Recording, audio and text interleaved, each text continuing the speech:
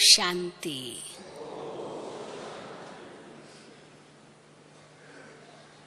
अभी अभी हम सब ने बड़ा मधुर गीत सुना।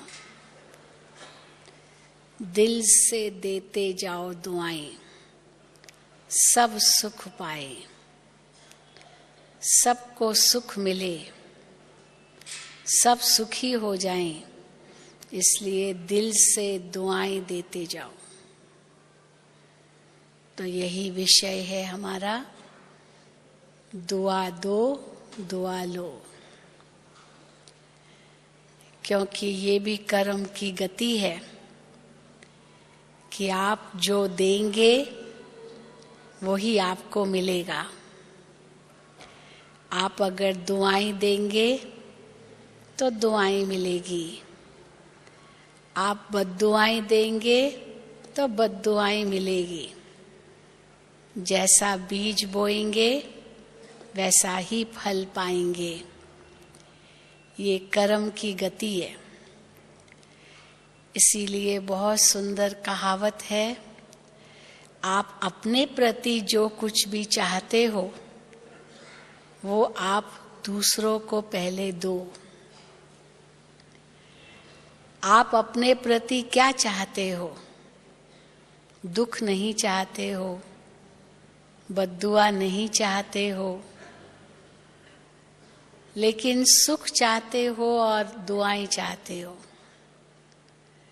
तो ये आपको पहले देना होगा, फिर आपको मिलेगा। अगर मनुष्य बीज में कांटे बोए और अपेक्षा रखे कि उसे फूल मिले तो कैसे मिलेंगे? फूल चाहिए तो फूल का बीज बोना पड़ेगा, कांटे का नहीं। ये कर्म गति अति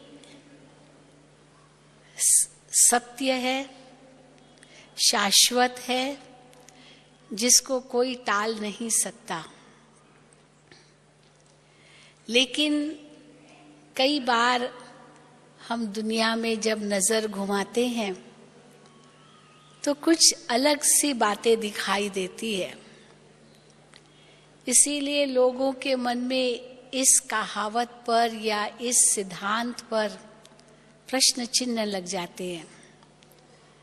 कई कहते हैं हम देते तो औरों को सुख है, लेकिन लोग हमें दुख क्यों देते हैं? हम तो सबके लिए दुआएं ही करते हैं, लेकिन लोग हमको बद्दुआएं क्यों देते हैं? अवश्य ये प्रश्न उठ सकता है, क्योंकि हम जो देते हैं यही अपेक्षा करेंगे कि औरों से भी हमें वही मिले। लेकिन कई बार कुछ अलग सी परिस्थिति जब नजर आती है तो फिर हम दूसरों को दोष देना शुरू कर देते हैं कि इसके कारण ये हुआ, इसके कारण ये हुआ। दूसरों तरफ हम अंगुली उठा लेते हैं। लेकिन जैसे कहा गया है ना कि जब किसी पर दोष धरते हैं तुम ऐसे हो, तो 3 उंगली किसके तरफ है? अपनी तरफ है। तो हो सकता है वो व्यक्ति 1 गुना दोषी हो, लेकिन उस एक की भेंट में 3 गुना दोषी तो मैं हूं। पर हम अपनी कमियों को, कमजोरियों को कम देखते हैं और दूसरों की कमी कमजोरियों पर बहुत जल्दी नजर जाती है। कई कहते हैं कि हम तो दूसरों को सुख देते हैं, लेकिन हमें क्यों दुख मिलता है? कर्म की गति तो यही है, अगर सुख दोगे तो सुख ही मिलेगा। लेकिन अगर दुख मिलता है तो ये नहीं है कि उसने दिया और आपने लिया। अभी आपके ऊपर है कि आप न लो। कोई जबरदस्ती तो किसी को कुछ दे नहीं सकता है, जबरदस्ती तो किसी से कुछ कोई करा नहीं सकता है। आप न लो, चाहे उसने 2 गाली दी, 4 अपशब्द कहे, कुछ भी धोखा दिया, कुछ भी किया, आप उसका दुख न लो। कोई जबरदस्ती तो उसने आपको दुख नहीं दिया, आप अपनी सोच को बदल दो। जैसे आज भी बाबा ने कहा कि हम चाहे कोई कैसी भी परिस्थिति हो, आज का वरदान था, परंतु अगर हम उसमें कल्याण की भावना सोचें तो हमें वो परिस्थिति नहीं नजर आएगी। वो हमारी स्वस्थिति के कारण वो परिस्थिति कोई दुख नहीं देगी, क्योंकि हमारी स्वस्थिति ऊंची है। तो परिस्थिति हमारे आगे विघ्न रूप नहीं बनेगी। हम उसको एक कल्याण की भावना से देखते हैं कि इसमें भी कोई कल्याण था, इसमें भी कोई अच्छाई थी, इससे भी चलो ये लाभ मिलेगा। क्योंकि हर चीज के दो पहलू होते हैं, एक नकारात्मक पहलू, एक सकारात्मक पहलू। तो अगर उसमें से एक सकारात्मक पहलू ले लेते हैं तो हमें वो कल्याण ही दिखेगा, कल्याण नहीं दिखेगा। कोई मुझे गाली दे, मेरी इज्जत भी ले ले, यानी कुछ बुरा भला कहे, अब ये उसका नजरिया है, पर मैं अपने स्वमान में और भी ज्यादा रहूं तो मुझे उसका दोष नहीं लगेगा। लोग भी तो समझेंगे ना कि इसका दोष तो है नहीं, ये क्यों ऐसे कह रहा है। तो हम न ले, ये हमारे हाथ में है। पर मान लो कोई ऐसी परिस्थिति आ जाती है तो हम उसमें भी सकारात्मक सोच सकते हैं कि चलो कोई पुराना हिसाब किताब था, चुप तो हो गया, पता नहीं किस जन्म का होगा, इस जन्म में तो मैंने इसे कोई दुख नहीं दिया, किसी पुराने जन्म का खाता बचा हुआ था, वो चुकता हो गया। ये कर्जदार के रूप में मेरे सामने आया और कर्जा लेकर चला गया, मेरा हिसाब किताब चुकता हुआ, मैं बोझ मुक्त हो गया। तो ये भी एक सकारात्मक पहलू है, उसमें हम दुखी थोड़ी होंगे, चाहे वो कितना भी हमें दुख देने की कोशिश करे। लेकिन ये मनुष्य का अपना अभिमान है जो अपमान की महसूसता कराता है। तो हम अपना अभिमान अगर तज दे तो अपमान लगेगा ही नहीं, और अभिमान तज गया तो हम अवश्य दूसरे को दुआ ही देंगे। लेकिन हम दुआ नहीं दे पाते हैं, इसका मतलब है कि हमारे अंदर अभी तक अभिमान खत्म नहीं हुआ है। तो दुआ दो, दुआ लो, अगर ये जीवन का लक्ष्य बन जाए तो ये जीवन कितना महान हो जाए। लेकिन दुआएं, कई लोग दुआएं मांगते हैं, किसके पास भी जाएंगे कहेंगे आप जरा मुझ पर दुआ करो। बड़ों के सामने जाएंगे तो कहेंगे मुझे आशीर्वाद दो। भक्ति मार्ग में देवी के आगे जाते थे, कोई भी देवता के आगे जाते थे तो उनसे वरदान मांगते थे। तो जो हम शरीक हैं, हमारे से छोटे हैं, उनसे हम दुआएं मांगते हैं, बड़ों से भी दुआएं मांगते हैं। पर आशीर्वाद, दुआ और वरदान, ये तीनों अलग अलग चीजें हैं। दुआएं तो हम किसी से भी मांगते हैं। एक गीत भी है बड़ा सुंदर, ले लो दुआएं माँ बाप की, सिर से उतरेगी गठरी पाप की। तो माँ बाप की सेवा करते हैं, अवश्य माँ बाप से दुआएं मिलती है। कोई गरीब की सेवा करते हैं तो उससे दुआ मिलती है। किसी असहाय को मदद करते हैं, अवश्य उनके दिल से दुआ निकलती है। परंतु अगर हमने मदद करने की बजाय कुछ गलत ऐसा कर लिया तो बद्दुआ भी निकल सकती है। पर अगर हमने अच्छा किया तो भी बद्दुआ अगर निकली तो ये हम अपने को ही कहें कि जरूर इसमें मेरी कोई कमी होगी। नहीं तो अगर हम अच्छा कार्य करते हैं तो बद्दुआ क्यों कोई देगा। एक छोटा सा मैं किस्सा सुनाऊं। मैं बहुत छोटी थी, अपने घर में रहती थी, तो मेरे पड़ोसिन जो थी वो रोज एक भिखारी को भोजन देती थी। रोज बिना नागा हर एक दिन भोजन उनको खिलाती थी और वो रोज पहुंच जाता था उनके पास भोजन खाने के लिए। अब तो रोज वो उसे दुआएं दे के जाता था, माता जी जीते रहो, तुम्हारे बच्चे जीते रहे, तुम्हारी आयु बड़ी हो, दुआएं देते हैं ना ऐसे, आप बहुत सुखी रहो, बहुत खाकर जाए पेट भर के और उसको दुआ दे के जाए।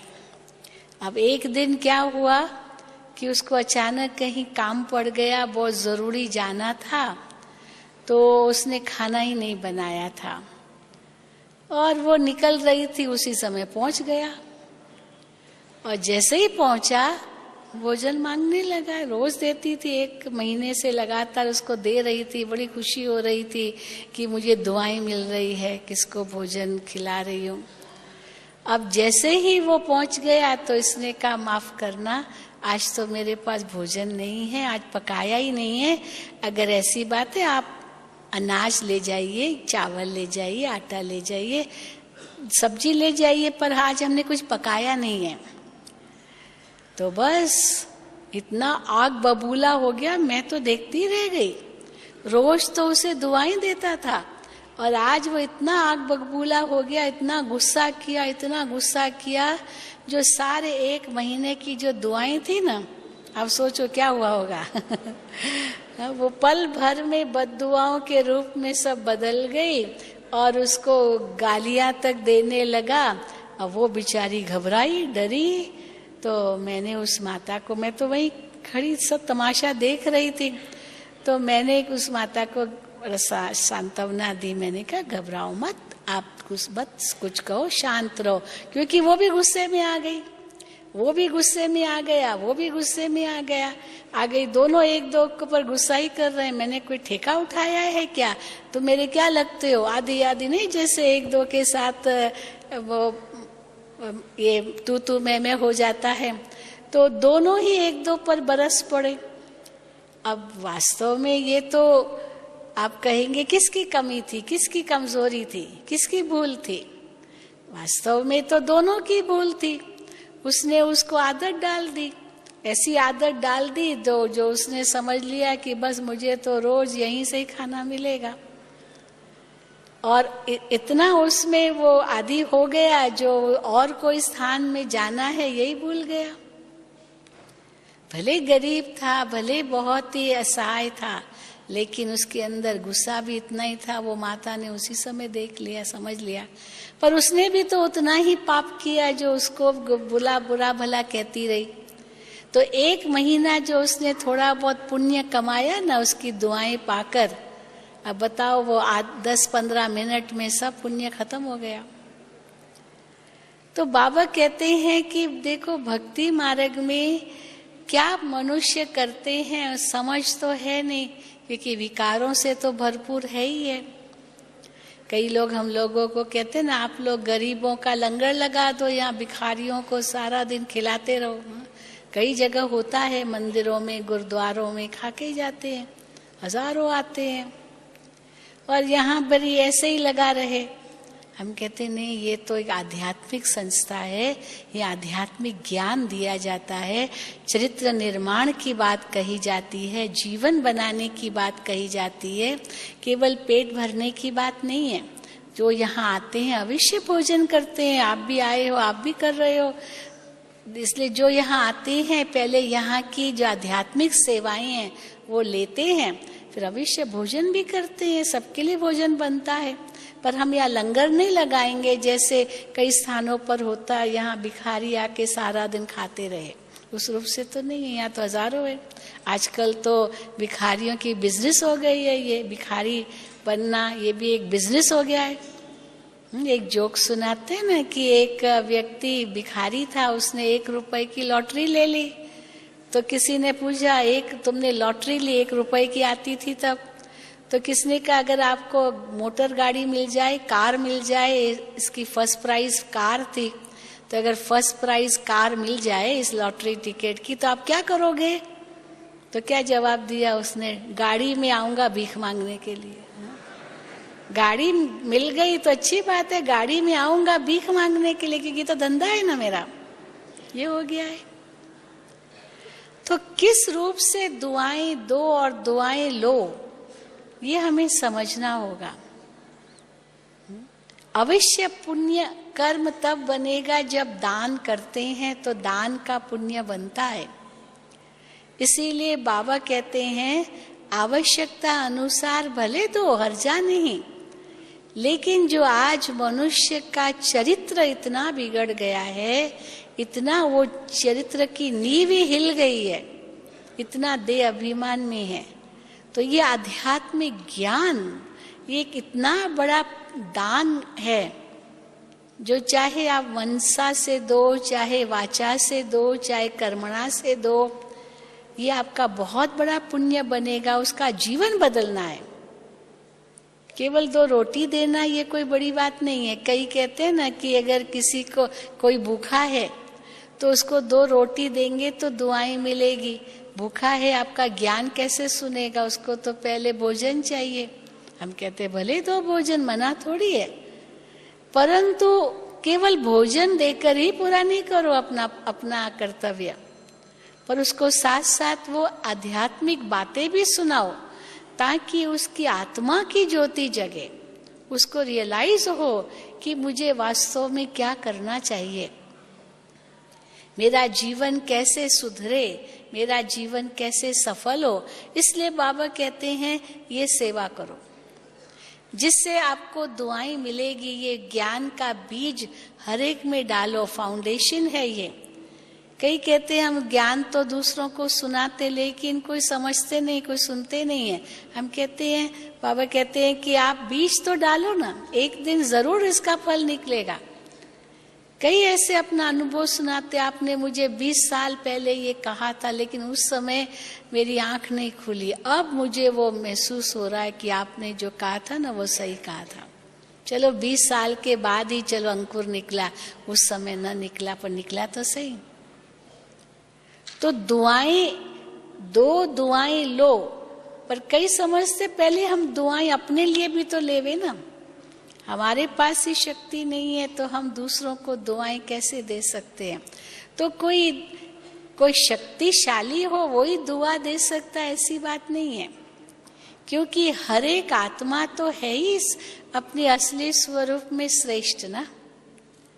तो इसीलिए चाहे कोई नहीं समझ रहा है, वो भले अगर बद्दुआ देता भी है, लेकिन मुझे दुआ देनी है, माना मुझे कोई ऐसा कोई कर्म नहीं करना है जो मेरा पाप का खाता जमाओ। पहले ये एक बहुत बड़ा लक्ष्य होना चाहिए।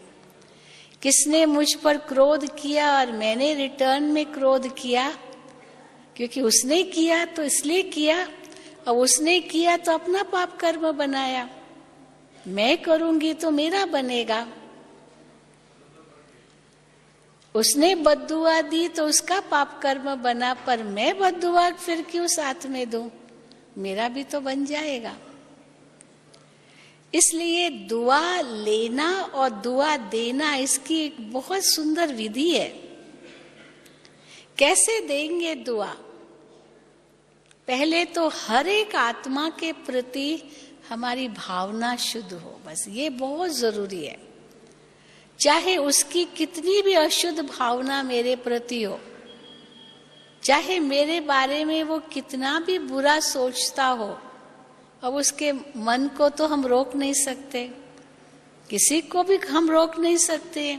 आज मेरे लिए कोई अगर बुरा कहता है तो मैं जाकर के उनसे लड़ तो नहीं सकती हूँ कि तुम मेरे लिए ऐसे बुरा क्यों कहते हो। वो कहेगा कहूंगा, आप कौन होती हो बोलने वाले, आप हो ऐसे, आप हो तभी तो कहता हूँ, ऐसे ही हो सकता है ये कह दे मेरे लिए। तो मैं उसको ये नहीं कह सकती कि आप मेरे लिए ऐसे क्यों कहते हो, क्योंकि भारत देश फ्रीडम ऑफ स्पीच, आज प्रधानमंत्री के लिए भी कितना कहते हैं, किसी के लिए भी कुछ भी कह देंगे, किसका मुख आप बंद करोगे। तो तो इसलिए मुख बंद करने की बात नहीं है, लेकिन हमारा ऐसा व्यवहार हो जो किसके अंदर में मेरे प्रति कोई बुरा विचार आए ही नहीं। इसलिए बाबा ने बहुत सुंदर उसकी विधि बताई है। बाबा कहते हैं हर कर्म श्रीमत के अनुसार करो। अमृत वेले से रात्रि तक बाबा ने हमको हर एक बात की श्रीमत दी हुई है। अब हो सकता है जो श्रीमत हमें बाबा से मिली है वो हमारे कल्याण के लिए मिली है, परंतु क्योंकि कलयुगी दुनिया में जो देह अभिमानी मनुष्य है वो इसको कल्याण नहीं समझते हैं। अभी हम शुद्ध अन्न खाते हैं, बाबा की याद में पकाते हैं, बाबा की याद में भोजन करते हैं। अब कई कहेंगे हम क्या अछूत है, आप हमारे हाथ का नहीं खाते हो, हमारे हाथ का क्यों नहीं खाते हो, आदि आदि कई कह सकते हैं। लेकिन यहाँ हमको श्रीमत को महत्व देना है। वो कुछ भी कहे, भले कहे, हमने तो नहीं कहा कि आप अछूत हो, हमने तो कुछ नहीं कहा, लेकिन हमारा ये असूल है तो प्यार से भी कोई बात कह सकते हो। कोई कितना भी अपशब्द कहे, कोई कितना भी कुछ कहे, इसको बाबा कहते हैं दुआएं देते जाओ। हाँ, भगवान आपका भला करे, आपको सुमति देवे, आपको अच्छी मत मिले। हम तो आपको दे रहे हैं, आप उस अच्छी मत को मानो या न मानो। कई ऐसे भी आज की दुनिया में ये मानने लगे कि यहाँ वहाँ का खाना नहीं चाहिए, क्योंकि देख रहे हैं कितना उसमें क्या एडल्ट्रेशन है, उसमें मिलावट है, पता नहीं क्या क्या टेलीविजन में दिखाते हैं, कैसे सब नकली माल है, क्या क्या बनाते हैं, कैसे बनाते हैं, लोग उसको खाते हैं तो अपना ही स्वास्थ्य बिगाड़ते हैं। तो बाबा ने तो देखो हमको पहले से ही इनसे सावधान कर दिया है ताकि बच्चे और यहाँ वहाँ कुछ भी नहीं खाना है। आजकल तो पता नहीं क्या क्या जादू टोना भी करते हैं, कुछ खिला करके कुछ जादू भी कर लेते हैं, क्या नहीं आज गलत कर्म संसार में हो रहे हैं। तो बाबा ने हमें पहले से ही मुक्त कर दिया है। कोई कहेगा सिनेमा चलो, हम कहेंगे हम नहीं जाते सिनेमा, तो वो बद्दुआ दे सकता है हम उसको समझाते हैं कि ये सिन की माँ है, ये भगवान ने हमें ऐसे कहा है, इसलिए हमें जरूरत नहीं। हम सारा संसार ये सिनेमा ही तो है, वही तो देख रहे हैं, खेल ही तो है ये दुनिया, सब खेल में ही तो हम खेल रहे हैं, एक बेहद के नाटक में हम हैं। परंतु हम जो भी कहें वो इतना प्यार से कहें जो उसको लगे कि सचमुच इनकी बातों में कोई तथ्य है, तो वो कभी भी बुरा नहीं मानेगा, वो दुआ के रूप में ही लेगा। लेकिन अगर हमारे अंदर भावना अच्छी नहीं है, हमारे अंदर कोई बदले की भावना है, या हमारे अंदर में घृणा है, नफरत है, तो ऑटोमेटिकली वो उसको दुआ कभी नहीं स्वीकार करेगा और वो भी दुआ नहीं करेगा। तो एक तो कभी दुआ मांगनी नहीं है, दुआ मांगी नहीं जाती है। मुझे दुआ करो, वो कहेगा मेहनत करो, दुआ क्या मांग रहे हो। अगर बच्चा लायक नहीं है तो माँ बाप कोई ऐसे ही थोड़ी दुआ करेंगे। लेकिन अगर बच्चा लायक है तो बच्चा मांगेगा भी नहीं तो भी माँ बाप दुआएं देंगे। लायक होना जरूरी है। और लायक कैसे होते हैं? जब गुण होते हैं हमारे जीवन में, शांति होती है, प्रेम होता है, खुशी होती है। तो बाबा हम बच्चों को हमारी दृष्टि का ही परिवर्तन करा लेते हैं। जब बाबा कहते हैं कि स्वराज्य अधिकारी बनो, स्वराज्य अधिकारी हम कैसे बनते? अपने इंद्रियों पर शासन है, अपने मन बुद्धि संस्कारों पर शासन है। ये शासन ही स्वराज्य अधिकारी बनाता है। हम दूसरे पर शासन नहीं कर सकते हैं, उनको आदेश भी नहीं दे सकते। आजकल तो छोटे बच्चों को भी कुछ नहीं कह सकते, वो परिस्थिति आ गई है, क्योंकि अंदर में सहन करने की किसमें ताकत ही नहीं है। किसी छोटे बच्चे को भी कहो बेटा ये ऐसे मत करो, वो कहेगा करूंगा, करूंगा, नहीं मानेगा। तो आजकल ये भाषा ही बदल गई है। बच्चे बेटा ऐसा मत करो ये कहना ही नहीं चाहिए। बेटा ये करने से क्या नुकसान होगा बस इतना बताओ, और ये करने से क्या फायदा होगा। हम तो विदेशों में जाते हैं, वहां देखते हैं बच्चे आजकल के कोई मानता नहीं है, इसलिए माँ बाप संभल गए हैं। बच्चे को सीधा कभी नहीं कहेंगे बेटा ऐसे करो, परंतु पूछते बेटा ऐसे करोगे, बेटा आप ये आपको अच्छा लगेगा, और बेटा ये आपको लगता है कि ये बुरा है। यानी इतना प्यार से कहेंगे तभी बेटा पहले सोचेगा बुरा है या अच्छा है, देखो फिर उसको जो पसंद आएगा वो ही करेगा, हमारे कहने से नहीं करेगा।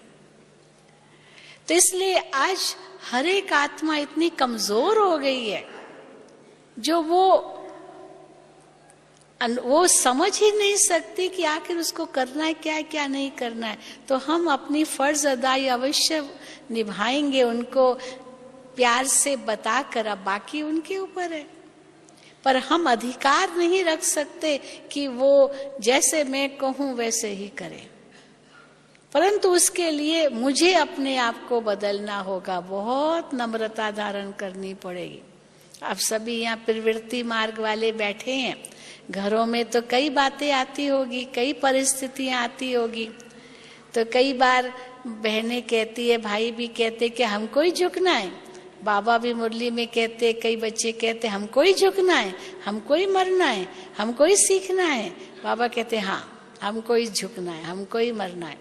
पर ये एक बार का मरना जन्म जन्म के लिए हमें हमको काल पर विजय प्राप्त करा के अमर बना देगा। ये एक बार का बस मरना, ये मरना नहीं है, ये झुकना नहीं है, ये जीवन को श्रेष्ठ बनाने का एक तरीका है।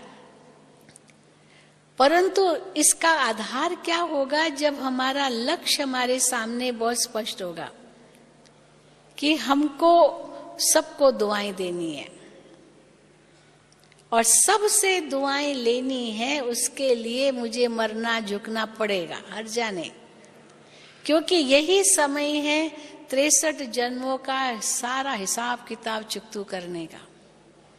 इस संगम युग पर हमें सारा 84 जन्मों का खाता ठीक करना है, क्योंकि 63 जन्मों का पाप का खाता हमारे सिर पर है। तो इतना सारा जो 63 जन्मों का पाप का खाता सिर पर है, उसको चुकतू भी करना है। और फिर बाबा कहते हैं भविष्य 21 जन्मों के लिए कमाई जमा करनी है। तो 63 जन्मों का जो घाटा है उसको पूरा करना है और 21 जन्मों की कमाई करनी है। तो टोटल 84 जन्म हो गया। तो सारा 84 जन्मों के खाते को ठीक करना है।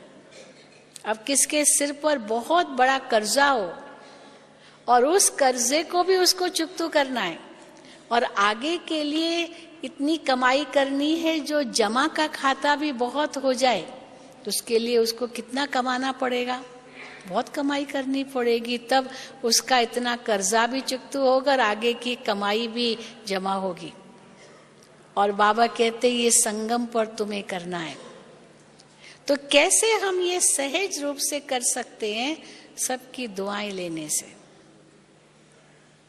पर सबसे ज्यादा दुआओं से भी बड़ी चीज शिव बाबा की आज्ञा पर चलने से जो भगवान का हमें वरदान मिलता है, उनकी जो छत्र छाया मिलती है, उससे हमारे सहज ही पाप नाश हो जाते हैं। जो आज बाबा ने कहा, रोज बाबा कहते हैं बस मुझे याद करो, यही अमृत धारा है, सब बीमारियों की दवा, मुझे याद करो। तो बाबा की याद से जो भी मेरा कर्म होगा वो श्रेष्ठ कर्म होगा ही, वो कर्म दुआओं भरा होगा ही, क्योंकि मैं आत्मा भरपूर हूं। आज भी बाबा ने कहा कि आपको इतने माला माल हो, भगवान आपको मिला है और क्या चाहिए आपको? सब कुछ प्राप्त हो चुका है, चाबी मिल गई है, खान की खजाने की चाबी मिल गई है। ज्ञान गुण शक्तियों का इतना भरपूर खजाना बाबा ने हमें दे दिया है जो कहीं आंख डूबती ही नहीं है। जैसे कोई करोड़पति हो, मान लो, अगर उसका चलो 100-200 रुपया भी कहीं गुम हो जाए, चिड़ेगा, कोई बात नहीं, कोई बात नहीं। अब गरीब बेचारा होगा, उसका 200-500 गया तो बहुत बड़ी चीज होगी उसके लिए। तो अगर कुछ बातें होती भी है, हम उस रूप से सोचें कि जो पदम पति बनाने वाला स्वयं भगवान पद्मा पदम भाग्यशाली हमें बना रहा है, इतने भरपूर हम हो रहे हैं। ये छोटी छोटी बातों को तो हम डोंट केयर करते हुए, लेट गो करते हुए, छोड़ते हुए आगे बढ़ सकते हैं। लेकिन हम क्या करते हैं, उन छोटी बातों में फंस जाते हैं। जैसे रास्ते पर कोई पत्थर आ जाए, उस पत्थर को तोड़ने लग जाए कोई, अरे पत्थर आ जाए तो तुम तोड़ने क्यों लग जाते हो, अपना समय क्यों वेस्ट करते हो, आप हट जाओ, आपको तो आगे जाना है, वहां रुकना थोड़ी है। तो हम छोटी छोटी बातों में जो रुक जाते हैं, जिसके कारण ही फिर हमारा समय, श्वास, संकल्प शक्ति सब व्यर्थ चला जाता है। हवाई जहाज को हम देखते हैं कि कैसे अगर इतना बड़ा पहाड़ भी आ गया, उससे भी ऊंचा चला जाता है, ताकि पहाड़ भी उसके लिए विघ्न रूप नहीं बनता है। बादलों से भी ऊपर चला जाता है। कोई कितना भी बड़ा पहाड़ क्यों न हो, वो उसके आगे विघ्न नहीं बनेगा, क्योंकि उनसे ऊंचा चला जाता है। तो बाबा भी कहते जब भी कोई ऐसी बात आए ना, ये योग की शक्ति से हम सहज ही आत्म अभिमानी बन जाते हैं, देही अभिमानी बन जाते हैं और सहज उस परिस्थिति से ऊपर हो जाते हैं, न्यारे हो जाते हैं। एक मिसाल देते हैं ना कि कैसे एक बिल्ली किसी कबूतर के सामने आई। कबूतर दाना चुग रहा था, बड़ा मस्ती से दाना चुग रहा था, और सामने एक बिल्ली आई और जैसे ही बिल्ली को देखा डर गया, डर करके आंखें बंद कर दी। अब आंखें बंद कर दी तो बिल्ली ने उसको पकड़ लिया, बेचारा घबरा गया। लेकिन उस समय अगर वो दाने में जो उसकी बुद्धि थी, उसकी जगह बिल्ली को देख करके सावधान हो जाता और उड़ जाता, तो बिल्ली उसको कहाँ से पकड़ती? बिल्ली को तो पंख नहीं है जो उड़ करके उसको पकड़े हवा में। पंछी के पास तो पंख हैं। तो ये जो परिस्थितियां हमारे सामने आती है, ये बिल्ली की तरह आती है। माया बिल्ली है ना, ये परिस्थितियां भी माया बिल्ली की तरह है। पर उस समय हमें एक सेकंड में उड़ जाए माना मैं कौन हूं, मैं उस आत्मिक स्थिति में स्थित हो जाऊं। ये परिस्थितियां क्या है मेरे आगे, मैं किसकी संतान हूं। बस वो ऊंचा नशा चढ़ जाए और आत्मा जैसे मन बुद्धि से इस आकर्षण से या इस परिस्थिति से ऊपर उठ जाए, क्योंकि मेरा तो कुछ है ही नहीं। जब हम मेरा मेरा करते तब उसमें फंस जाते हैं। मेरा तो कुछ है ही नहीं। मेरा तो एक ही काम है, बस सबको दुआएं देना। फिर बाबा कहते तुम फरिश्ते हो, फरिश्तों का तो काम ही ये होता है दुआएं देना। फरिश्तों का पैर तो धरती पर पड़ता ही नहीं है, और देवताओं का भी पैर इस कलयुगी सृष्टि पर नहीं पड़ेगा। जब सतयुग बने तब देवताओं का पैर सृष्टि पर पड़े, और फरिश्तों का तो वैसे ही नहीं पड़ता है। तो मैं ब्राह्मण सो फरिश्ता सो देवता बनने वाला, मेरा पैर कैसे इस धरती पर पड़ेगा, मेरी नजर कैसे इस धरती पर जाएगी। सदा बाबा कहते डबल लाइट बन करके बाबा के साथ उड़ते रहो। तो दुआएं देना और लेने के लिए पहले तो बहुत हल्का बनना पड़ेगा।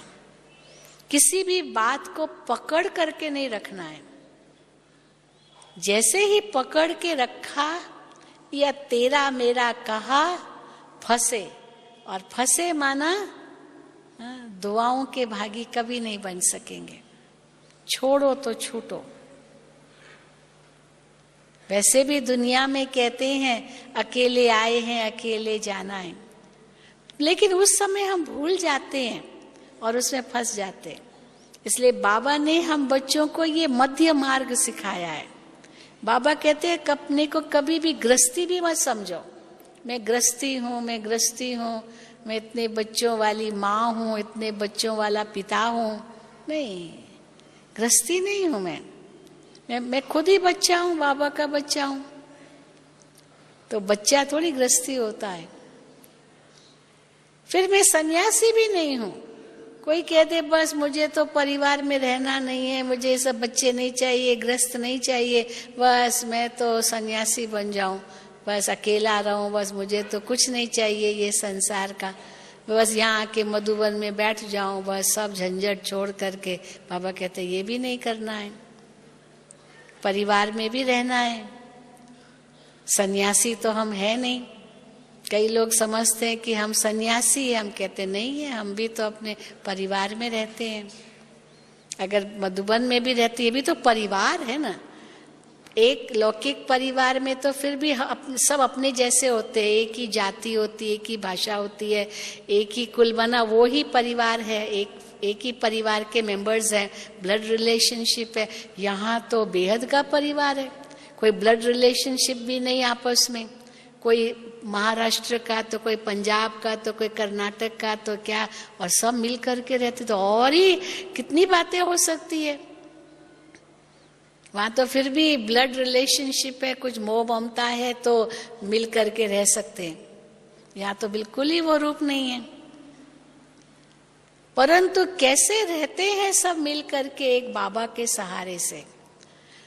बाबा वो मैग्नेट है, जैसे एक मैग्नेट होता है ना, वो कई सुइयां बिखरी हुई पड़ी है और उन बिखरी हुई सुइयों को अगर उठाना है तो एक मैग्नेट, एक चुंबक रख दो, वो सारी सुइयां चुंबक के नजदीक आ जाएगी और एक एक सुई एक एक छोटा छोटा चुंबक बन जाएगी, दूसरी सुई को आकर्षित करेगी एक चुंबक के कारण।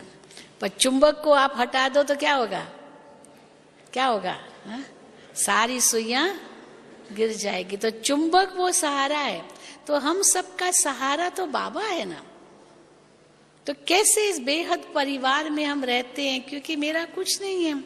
कई लोग कहते हैं आप लोग इतना प्यार प्रेम से कैसे रहते हो। हम कहते हैं दो बातें हैं यहाँ। एक बात तो ये है, पहली बात कि मेरा कुछ नहीं है, सब बाबा का है, इसलिए गृहस्थी भी नहीं है, सन्यासी भी नहीं है, सब कुछ है, कोई कमी भी नहीं है, पर ट्रस्ट ही है, बाबा का है, मेरा नहीं है। ये मेरा मेरा जो दुनिया में है उनसे हम परे हैं। यहाँ बाबा का है, बाबा, हाँ बाबा ही दे रहा है, बाबा खिला रहा है, बाबा पहना रहा है, बाबा दे रहा है। इसलिए ट्रस्टी होकर के हम रहते हैं। तो परिवार में भी बाबा कहते ट्रस्टी होके रहो, यहाँ हम भी ट्रस्टी होके रहते हैं। दादी जानकी से पूछो, दादी कहेगी मैं तो कभी एक पर्स भी नहीं लेती हूँ, मेरे पास कुछ नहीं है, कोई बैंक बैलेंस भी नहीं है, कुछ भी एक पाई भी नहीं है, लेकिन बेपरवाह बादशाह है, बेगमपुर का बादशाह है, विश्व का मालिक बनने वाले हैं, कितना बड़ा नशा है। तो इसीलिए बाबा ने ये मध्य मार्ग हमें दिया है। रहो भी अपने घर गृहस्थ में, सब थोड़े यहाँ के बैठेंगे। पहले बाबा ने कहा है मकान बनाते जाओ, अंत के समय बहुत आकर के आश्रय लेंगे, बहुत आश्रय लेने वाले हैं, अंत के समय पर आएंगे, इसलिए बाबा मकान बनवा रहे हैं। कई भाई बहने कहते, बाबा कहते विनाश होगा विनाश होगा, फिर ये मकान क्यों बनवा रहे हैं? विनाश हो जाएगा तो मकान क्यों बना रहे? तो बाबा कहते मकान बना रहे इसलिए ताकि अंत के समय आश्रय मिल सके एक बाबा की छत्र छाया के अंदर। क्योंकि धन भी तो खत्म हो जाना है, जो है वो भी खत्म होना है, मकान भी खत्म होने हैं, बस सब एक बाबा की छत्र छाया में एक साथ उड़े वतन में रहना थोड़ी है इस दुनिया में। पर अभी ट्रस्टी होके रहना है, चाहे कोई यहाँ रहे चाहे घर गृहस्थ में रहे। इसलिए ये मध्य मार्ग बाबा ने बहुत सुंदर दिया है। हर बात का बैलेंस, जब बैलेंस में हम रहते हैं तब तो ब्लेसिंग मिलती है, जो बाबा कहते हैं। तो दुआएं कब मिलेगी? जब बैलेंस में रहेंगे। कई बार क्या होता है, जोश में बहुत आ जाते हैं। जोश एक अच्छी चीज है, पर जोश के साथ होश भी होना चाहिए। होश का मतलब क्या है? आगे पीछे सोचना है, जरूर सोचना है इसका नतीजा क्या होगा। पर नतीजा ये भी नहीं सोचना है कि हाय मेरा क्या होगा, नहीं। भावना है विश्व का मुझे कल्याण करना है, मेरा अपना स्वार्थ नहीं है। उसके लिए बाबा क्या सोचेंगे ये पहले हमें सोचना होगा। बाबा क्या सोचेंगे? बाबा इस समय होते तो क्या करते?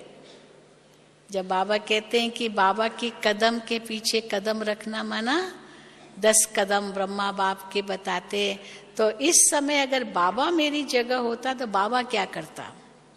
बाबा ने छोड़ा थोड़ी अपने परिवार को, कभी नहीं छोड़ा। बाबा की युगल बच्चे सब साथ में थे। ये थोड़ी कहा मैं सन्यासी बन रहा हूं, मैं घर से निकल रहा हूं, नहीं। परिवार को भी साथ में उठाया और परिवार ऐड होते गए, एक परिवार बनता गया और प्रजापिता कहलाए। लौकिक में भी बाबा कहते थे विश्व सर्व के कल्याण के प्रति भक्ति भी करते थे। मुझे ये चाहिए, मुझे चाहिए, अपने प्रति तो कभी कोई बाबा को इच्छा नहीं थी। सर्व के कल्याण के लिए, सर्व के कल्याण के लिए, यही बाबा कहते थे। तो दुआएं देना और दुआएं लेना ये तब हो सकता है जब हमारा दिल बहुत बड़ा हो, बहुत विशाल हो। तो एक तो मेरा कुछ नहीं, सब बाबा का है, और दूसरा मुझे पहले बदलना है। इसीलिए बाबा कहते हैं ये हम तुम बच्चे कभी मत भूलो, स्व परिवर्तन से विश्व परिवर्तन। विश्व परिवर्तन ऐसे नहीं आएगा जब तक स्व परिवर्तन नहीं होगा। मैं बदल जाऊंगा, जग बदल जाएगा। इसलिए मैं अगर ये लक्ष्य रखती हूं कि मुझे दुआ देनी है, मुझे हर एक के प्रति शुभकामना रखनी है, मेरे मन में किसी के प्रति भी कोई बुरा संकल्प न आए, ये पहले अपने अंदर भरना है। हम दूसरों से अपेक्षा न करें कि वो मेरे लिए बुरा न सोचे। पहले मैं अपने आप को देखूं, मैं कितना दूसरे के लिए बुरा सोचती हूँ या सोचता हूँ। अगर मैं ही अपने आप को बदल नहीं सकती हूँ, मेरे अंदर में जो बुरी सोच है वो नहीं बदल सकती हूँ, तो हम कैसे अपेक्षा रखते कि वो बदले? अगर उसकी सोच को बदलना है तो पहले मैं अपनी सोच को तो बदलूं। अपनी को बदल ही नहीं सकती और मैं सोचती हूँ दूसरा बदले, कैसे होगा? मैं अंदर में श्रेष्ठ संकल्प करूं, ऑटोमेटिकली वो मेरे संकल्प उनको पहुंचेंगे और वो भी वैसा ही संकल्प करने लगेगा जैसे मेरे संकल्प हैं। अभी मेरे संकल्प तो उल्टे हैं और मैं सोचती हूँ कि वो सच्चे संकल्प करे, कैसे करेगा? इसलिए स्व परिवर्तन से विश्व परिवर्तन, मुझे बदलकर औरों को बदलने की प्रेरणा देनी है, न कि कह करके प्रेरणा देनी है, पर कर के प्रेरणा देनी है, सोच कर प्रेरणा देनी है। क्योंकि जो सोचेंगे वही कहेंगे, वही करेंगे। तो दुआएं माना अपने अंदर से पहले तो ये सोचो कभी भी बद्दुआ किसके लिए न निकले, कोई कैसा भी बुरा हो। कई बार ट्रकों के पीछे हम जाते ना तो लिखा रहता है बुरी नजर वाले तेरा मुंह काला, पर एक जगह हमने पढ़ा बुरी नजर वाले तेरा भी हो भला बुरी नजर वाले तेरा भी हो भला। तो ये भी देखो दुआ रखी, दुआ की कि भले आपके अंदर बुरी नजर है, पर मेरी आपके लिए भी दुआ है कि आपकी ये दृष्टि बदल जाए। अभी ये सारा बहुत सारा किस्सा चला है दिल्ली में, इतना वो जो कांड हुआ, वो लड़की का जो बलात्कार किया, फिर उसको सिंगापुर ले गए। आज सुबह सुबह न्यूज आई कि वो मर गई, वहाँ सिंगापुर में मर गई, क्योंकि सब कुछ उसका नष्ट कर दिया था। तो ये तो ऐसे ही बस था कि चलो उनको ले जा रहे हैं। तो अभी मान लो तो कितना विरोध हुआ दिल्ली के अंदर। तो राष्ट्रपति जो भारत का है, उसका जो बेटा है, उसने प्रेस में कहा कि अगर लड़कियां अपने आप की रक्षा करे, अपनी अपनी चलन को सुधारे, लड़कियां अगर ठीक वस्त्र पहने और अपने माना स्वयं संभाल रखे, तो पुरुषों को क्या पड़ी है जो लड़कियों के पीछे जाएंगे। परंतु लड़कियां खुद भी तो अपनी शक्ति में रहे ना। अगर मानो सभ्य रहे, लड़कियां ही नहीं है तो वो तो और ही आकर्षित करे। तो उसने क्या कह दिया, एक शब्द कह दिया कि इतना फैशन करती है लड़कियां, इतना सब करती है, तो लड़कों को क्यों दोष दे रही है। तो इस पर भी बवाल उठ गया, बहुत हंगामा हो गया है कि ऐसा क्यों कहा उसने। पर मुझे बदलना है ये नहीं सोचता है कोई। यही तो बड़ी बात है, यही तो बड़ी बात है। दूसरा क्यों ऐसे कर रहा है, दूसरा ऐसे क्यों कर रहा है। बाबा तो कई बार हमें कहते, कोई कैसे भी नजर वाला, दृष्टि वाला आपके सामने आ जाए, आप उसको आत्मिक दृष्टि से देखो, तो उसकी दैहिक दृष्टि अपने आप बदल जाएगी। आपके अंदर में अगर नफरत की आग है, ईर्ष्या की आग है, तो फिर उसकी नजर भी वही बनेगी। तो हमारे अंदर उसको आत्मा की भावना होकर के देखेंगे, ये भी एक शुद्ध आत्मा है, ये भी पवित्र आत्मा है, तो ऑटोमेटिकली उसकी दृष्टि भी पवित्र हो जाएगी। कई बार बाबा अपना अनुभव सुनाते हैं कि कैसे, कई अनुभव होता है ना, लोग आते हैं कि समझो बुरी नजर से आए, परंतु हमारी अगर नजर अच्छी है, दृष्टि अच्छी है, उसकी नजर बदल सकती है।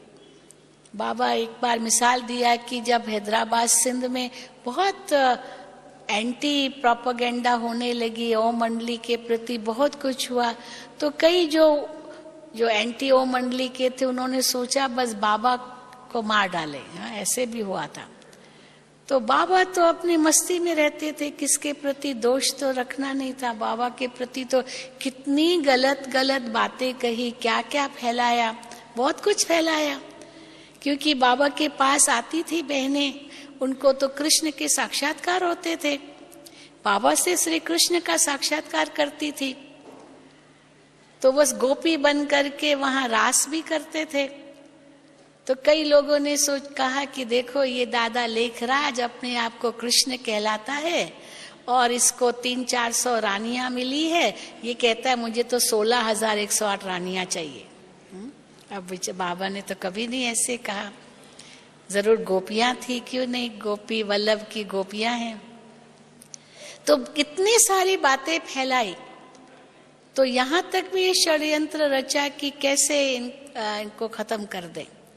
तो एक सरदार को तैयार किया और बाबा तो तपस्या में बैठे थे। वो आया अंदर और जैसे आया उसने, वो बाबा तो दिखा ही नहीं, परंतु उनको गुरु नानक दिखाई दिया, गुरु नानक दिखाई दिया। और जैसे गुरु नानक को देखा, बस तुरंत बिल्कुल उनके वहीं पर तलवार जो लाया था या जो कुछ लाया होगा वो वहीं पर रख करके बिल्कुल न्योछावर हो गया उनके आगे। मुझे माफ करो, मुझे माफ करो, मुझे नहीं मालूम आप इतने महान हैं। बताते ना, कई संतों के लिए बताते हैं, कई महात्माओं के लिए ये कहानियां आती है। महात्मा गांधी की एक बहुत प्रसिद्ध कहानी है कि महात्मा शब्द कहाँ से उनके ऊपर पड़ा, गांधी जी के ऊपर। तो वो मिसाल आता है कि गांधी जी तो तीसरी श्रेणी में सफर करते थे ट्रेन में, और अकेले अकेले जाते थे, कोई उनके साथ होते थे, कई बार नहीं भी होते थे। तो एक जगह गांधी जी को जाना था किसी शहर में, तो ट्रेन में चढ़े और वहाँ बहुतों को आना था मिलने के लिए। तो एक व्यक्ति भी उस ट्रेन में चढ़ पड़ा गांधी जी से मिलने के लिए। तो गांधी जी उनके बगल में बैठे हैं, क्योंकि लंगोटी पहनते थे, बस बाकी तो कोई नहीं सोचेगा कि कोई इतने महान है। तो उनके बगल में बैठे थे। तो उस व्यक्ति को बड़ी नफरत आई, ये कैसा व्यक्ति है, मिलने जा रहा है महात्मा गांधी से, उसको पता ही नहीं है गांधी जी है। कहाँ अखबारें तो उस समय इतनी देखते नहीं थे। तो जिसके पास में बैठा है तो देखा है, पता नहीं कैसा व्यक्ति है, कोई गांव का व्यक्ति होगा, तो उसके ऊपर थूक दिया।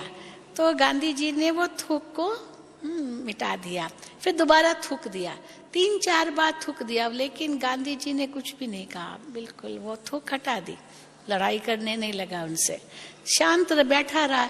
आखिर कहाँ तक, तो फिर वो उठ करके दूसरी जगह चला गया। गांधी जी तो शांति से बैठे हैं। तो जैसे स्टेशन आई तो पहले वो खड़ा है दरवाजे पर ट्रेन के, तो जुलूस वहां स्टेशन पर खड़ा था गांधी जी का आयान करने के लिए, उनका स्वागत करने के लिए। हाँ, गांधी जी जिंदाबाद, गांधी जी जिंदाबाद। तो वो खड़ा था, दूसरा व्यक्ति जिसने थूका था, और ये इसको तो पता ही नहीं, और गांधी जी तो अंदर बैठे थे इस ट्रेन में। तो क्या हुआ, जैसे खड़ा रहा, सबने कहा गांधी जी जिंदाबाद, गांधी जी कहाँ है, गांधी जी कहाँ है? कहा गांधी जी थोड़ी यहाँ होगा। उसने कहा यहाँ तो है ही नहीं। बोला है क्यों नहीं? तो वो ये उतर गया और गांधी जी को लेने के लिए ये अंदर आए। तो जैसे ही इसको पता चला कि ये गांधी जी है, तो उसको इतना बुरा लगा कि ये मैंने ऐसे क्या किया, मुझे तो पता ही नहीं था। लेकिन अब वो कैसे उसका पश्चाताप करे, तो पश्चाताप करने के लिए उसने क्या किया, गांधी जी की जय, गांधी जी की जय तो नारा लोग लगा रहे थे, तो इसने इसमें ऐड कर दिया महात्मा गांधी की जय, महात्मा गांधी की जय, महात्मा गांधी। तो महात्मा शब्द जोड़ दिया। तो महात्मा किस आधार पर कहा, उसने कितना सहन किया। हाँ? अब सहन ही तो किया उसने, उसको डांटा थोड़ी, गुस्सा थोड़ी किया, झगड़ा थोड़ी किया, कुछ भी नहीं कहा। ये भी नहीं कहा मैं तो गांधी जी हूं, ये भी नहीं कहा। दिखाया जैसे कि चलो ये बेचारा नहीं जानता। कितनी ऐसी मिसाल आते हैं। तो बाबा कहते हैं अगर दुआएं पानी है तो दुआएं देते जाओ, और अगर कोई बद्दुआ दे भी रहा है आप लो मत। महात्मा गांधी के साथ कईयों की, महात्मा बुद्ध की भी कहानी है। महात्मा बुद्ध के आगे कितनी बातें आई। इसी गांव में जा रहा था तो लोगों ने उनको रोका, वहां मत जाओ, वहां जो लोग हैं ना वो आपको बहुत बुरा मानेंगे, गाली देंगे, आप वहां मत जाओ। उसने कहा क्यों नहीं जाऊंगा? तो वो गया। तो जैसे ही उस गांव में पहुंचा तो वहां एक व्यक्ति ने उसको खूब गालियां दी, आधे घंटे तक गालियां देता रहा। लेकिन महात्मा बुद्ध ने बिल्कुल कुछ नहीं कहा, शांत रहे। तो आधे घंटे तक वो बोलता गया, आखिर कहाँ तक बोलेगा। फिर महात्मा बुद्ध ने बड़ी शांत मुद्रा में उस व्यक्ति को कहा, देखो भाई, अगर कोई व्यक्ति किसी को कुछ दे रहा है, पर जिसको दे रहा है वो व्यक्ति लेता ही नहीं है, तो वो चीज किसके पास रही? तो और भी उसको गुस्सा आ गया, और कहेगा ये कोई पूछने की बात है, जरूर उसके पास रही जो दे रहा है। तो कहा आपने भी जो मुझे आधे घंटे तक देने की कोशिश की ना, मैंने आपसे कुछ नहीं लिया। बस वो व्यक्ति इतना शर्मिंदा हो गया, उसी वक्त उसके पांव पड़ा और कहा मुझे माफ कर दो, मुझे नहीं मालूम था कि आप इतने महान हैं। तो बाबा कहते हैं कि तुम बच्चों को भी इतना ही महान बनना है, इतना ही श्रेष्ठ बनना है। जो कोई कैसा भी व्यवहार करे, आपको कैसा व्यवहार करना है, तभी आप अपनी दुआएं दे सकते हो। और एक न एक दिन भले वो कैसा भी है, वो आपको जरूर दुआएं देगा, वो पश्चाताप करेगा और उसके कारण वो बदल जाएगा। ये भी जरूरी है, ये भी होगा। इसको कहते हैं स्व परिवर्तन से विश्व परिवर्तन। तो सदा अगर ये लक्ष्य है, मुझे बदलना है, मुझे सबको दुआएं देनी है, मुझे सबको सुख देना है, मुझे देना है, तो ऑटोमेटिकली मिलेगा ही मिलेगा, और हमारा पुण्य का खाता जमा होता जाएगा। पाप का खाता, हिसाब किताब, कर्मों का जो कुछ बनाया है वो सब खत्म होता जाएगा। आत्मा पुण्य आत्मा बनती जाएगी, महान आत्मा बनती जाएगी, देव आत्मा बन जाएगी। ओम शांति, ओम शांति। ठीक है, अभी हम यहीं समाप्त करते हैं।